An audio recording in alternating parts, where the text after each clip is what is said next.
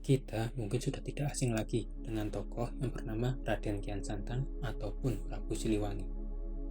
Karena memang mereka berdua adalah tokoh yang terkenal dalam sejarah, khususnya sejarah Kerajaan Pajajaran. Tapi, sudah tahukah kalian kapan Kerajaan Pajajaran itu berdiri dan bagaimana kerajaan itu bisa runtuh?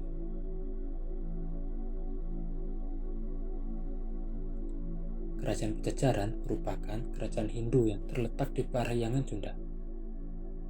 Seperti yang tertulis pada sebuah prasasti Sah Yang Tapak yang bertahun 1030 Masehi, bahwa kerajaan Pajajaran dibangun pada tahun 923 oleh Prabu Sri Jaya Bupati. Prasasti ini sendiri berlokasi di Kampung Pangjalikan dan juga Batar Muncang, tepi Sungai Citatih, Cibadak, Kota Sukabumi.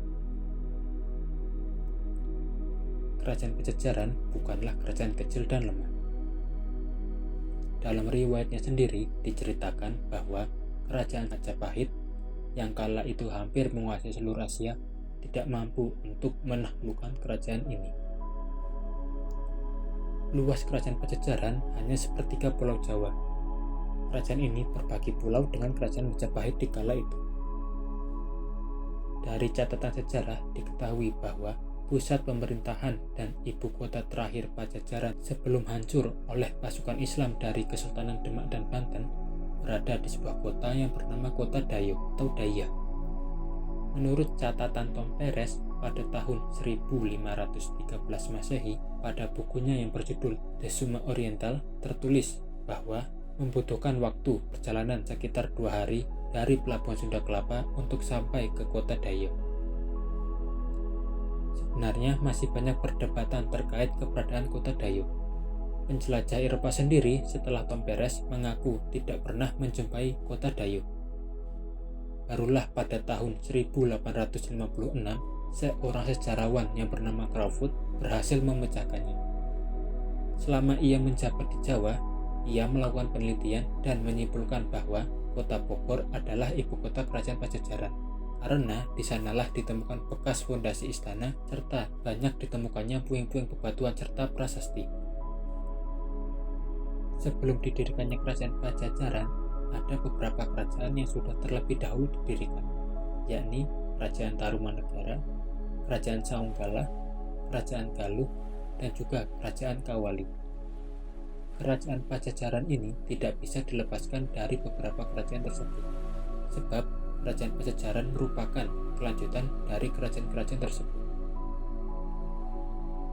Masyarakat di zaman Kerajaan Pajajaran hidup dengan cara bercocok tanam, khususnya menggarap ladang yang menghasilkan beras, buah-buahan, sayur-sayuran, dan juga ada beberapa dari mereka yang mengembangkan diri di bidang pelayaran dan perdagangan. Kerajaan Pajajaran sendiri mempunyai 6 pelabuhan yang sangat penting, yaitu Pelabuhan Sunda Kelapa atau yang sekarang dikenal dengan Jakarta, Pelabuhan Pontang, Pelabuhan Tamgara, Pelabuhan Banten, Pelabuhan Cigede, dan juga Pelabuhan Cimanuk atau Pamanukan. Berikut ini adalah beberapa nama raja yang pernah memimpin Kerajaan Pajajaran. Yang pertama, Sri Baduka Maharaja atau yang lebih dikenal dengan nama Prabu Siliwangi.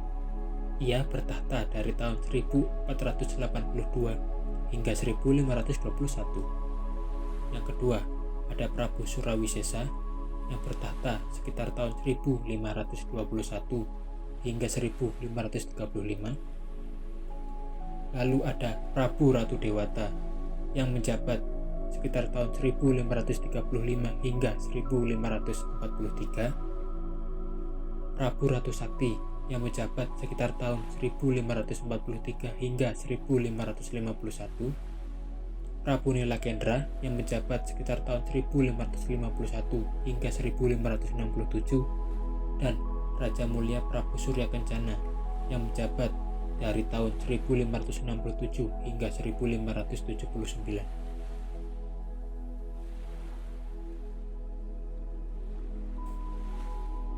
Di masa pemerintahan Sri Baduka Maharaja, Kerajaan Pajajaran mencapai masa kejayaannya. Dan ini menjadi alasan yang sering dikatakan masyarakat Sunda jika Sri Baduka atau Siliwangi merupakan seorang raja yang tidak pernah purna dan selalu hidup abadi di hati setiap masyarakat Sunda.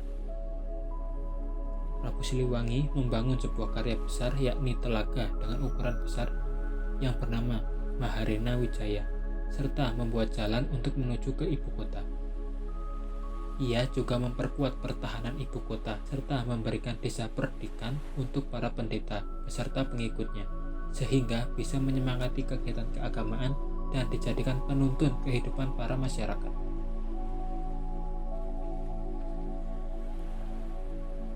Prabu Siliwangi juga kemudian membangun Kabinihajian atau Kaputren, membuat Pamington, dan membuat kesatrian atau asrama prajurit. Di sisi lain, beliau juga menambah kekuatan angkatan perang, mengatur untuk pemungutan upeti dari para raja di bawahnya, dan juga menyusun undang-undang kerajaan. Bukti pembangunan ini juga bisa dilihat dalam prasasti Kabatenan dan juga batu tulis.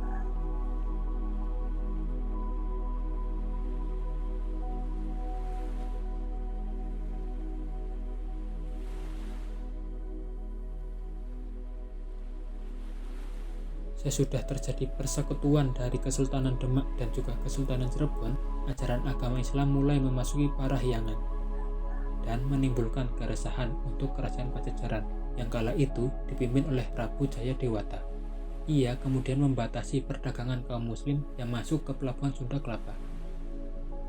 Hal ini dilakukan supaya pengaruh Islam terhadap pribumi bisa diperkecil. Akan tetapi, nyatanya pengaruh agama Islam jauh lebih kuat, dan Pajajaran akhirnya memutuskan untuk berkoalisi dengan Portugis agar bisa mengimbangi kekuatan Kesultanan Demak dan juga Cirebon. Pajajaran lalu memberikan kesempatan dagang yang bebas terhadap Portugis. Sebagai gantinya, dengan imbalan berupa bantuan militer jika Kesultanan Demak dan Cirebon menyerang Pajajaran. Pada tahun 1524, pasukan Demak yang bersekutu dengan Kesultanan Cirebon mendarat di daerah Banten, dan ajaran Islam yang dibawa oleh mereka pun menarik perhatian masyarakat sampai ke pedalaman tanah Sunda. Sunan Gunung Jati selaku pemimpin Kesultanan Cirebon memberikan petunjuk untuk anaknya yakni Maulana Hasanuddin agar membangun sebuah pusat pemerintahan di daerah tersebut serta membangun kota-kota besar di daerah pesisir, hingga akhirnya terbentuklah Kerajaan Banten. Pada tahun 1527, Labuhan Sunda Kelapa jatuh ke tangan pasukan Islam. Hal ini membuat hubungan antara Pajajaran dan Portugis menjadi terputus, sehingga kerajaan Pajajaran semakin melemah. Keadaan ini pun diperburuk ketika tahun 1535, kerajaan Pajajaran dipimpin oleh Prabu Ratu Dewata tidak bisa menjalankan pemerintahan dengan baik, karena ia lebih mengutamakan menjadi pendeta dan menyebabkan rakyat menjadi terabaikan. Sedangkan penerusnya yakni Prabu Ratu Sakti sangat gemar bermain wanita. Kerajaan Pajajaran pun secara perlahan mulai mengalami kemunduran. Pada tahun 1551, kala kerajaan dipimpin oleh Prabu Ratu Nilakendra, kerajaan Pajajaran diserang oleh Kesultanan Banten, yang kala itu dipimpin oleh Maulana Hasanuddin.